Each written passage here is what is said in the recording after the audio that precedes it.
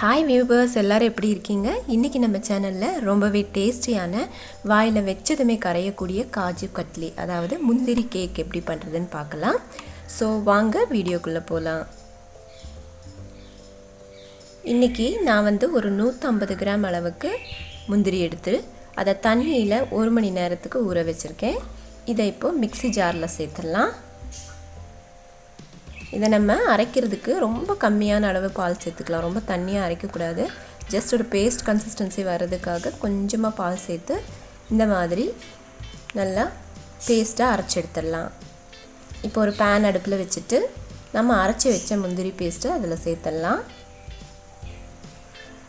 இப்போது நான் சுகர் சேர்க்குறேன். 1 கப் முந்திரிக்கு அதில் பாதி அளவுக்கு சுகர் எடுத்திங்கன்னா சரியாக இருக்கும்.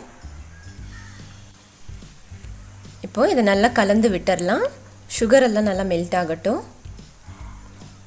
இந்த காஜு கட்லி பண்ணுற போது ரொம்பவே கவனிக்க வேண்டிய விஷயம், தீயை சிம்மில் வச்சு தான் பண்ணணும். இல்லைன்னா முந்திரி பாத்திரத்தில் நல்லா ஒட்டி பிடிச்சி கரிஞ்சிடும். ஸோ அது மட்டும் ஞாபகம் வச்சுக்கோங்க. இப்போது சுகர் மெல்ட் ஆகி கொஞ்சம் லூஸ் ஆகி வரும். பாருங்கள், சுகர் எல்லாம் நல்லா கரைஞ்சிருச்சு. இது இன்னமும் நல்லா திக்காகி வரணும். பாருங்கள், ஒரு அளவுக்கு திக்காக இருக்குது. இந்த ஸ்டேஜில் நான் ஒரு 2 ஸ்பூன் நெய் சேர்த்துக்கிறேன். நெய் சேர்த்து நல்லா மிக்ஸ் பண்ணி விட்டுடலாம். இந்த நெய்யெல்லாம் நல்லா அப்சர்வ் பண்ணிவிட்டு இது நமக்கு நல்லா அந்த சப்பாத்தி மாவு பதத்துக்கு உருண்டு வரணும். அது வரைக்கும் தீயை சிம்மில் வச்சு இதே மாதிரி மிக்ஸ் பண்ணிகிட்டே இருங்க, கைவிடாமல். இந்த காஜு கட்லி பண்ணுறது ரொம்பவே சுலபம். குறைஞ்ச செலவில் வீட்லேயே நம்ம ரொம்ப டேஸ்டியாக பண்ணிட முடியும். இந்த கடையில் இதையே நம்ம வாங்கினோம்னா ரொம்ப விலை கொடுத்து வாங்குவோம். ஸோ இனிமேல் எல்லாருமே வீட்டிலையே ட்ரை பண்ணி பாருங்கள். இப்போ பாருங்கள், நல்லா திக்காய் வருது. இன்னும் நல்லா பேனில் ஒட்டாமல் நல்லா உருண்டு வரணும்.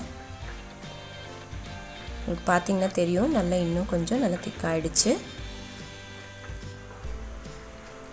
ஸோ இப்போ பாருங்கள், நமக்கு நல்லா ஒரு துளி கூட பேனில் ஒட்டாமல் நல்லா உருண்டு வந்திருக்கு.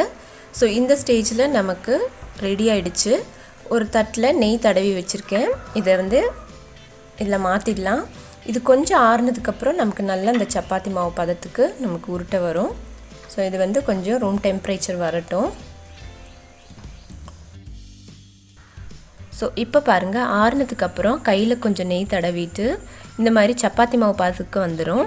இது நீங்கள் ஒரு பட்டர் பேப்பர் அப்படி இல்லைன்னா நான் பிளாஸ்டிக் கவர் தான் யூஸ் பண்ணியிருக்கேன். இப்படி வச்சு நல்லா உருட்டி எவ்வளோ திக்னஸ் வேணுமோ அந்த அளவுக்கு இந்த மாதிரி உருட்டி எடுத்துகிட்டு என்ன ஷேப் வேணுமோ உங்களுக்கு, டைமண்ட் இல்லைன்னா ஸ்கொயர், எந்த ஷேப் வேணுமோ இந்த மாதிரி கட் பண்ணி எடுத்துக்கலாம்.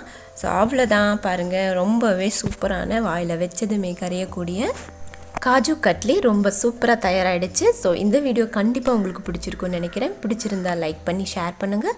ஃபஸ்ட் டைம் பார்க்குறீங்கன்னா மறக்காமல் சப்ஸ்கிரைப் பண்ணிவிடுங்க. தேங்க்யூ ஃபார் வாட்சிங்.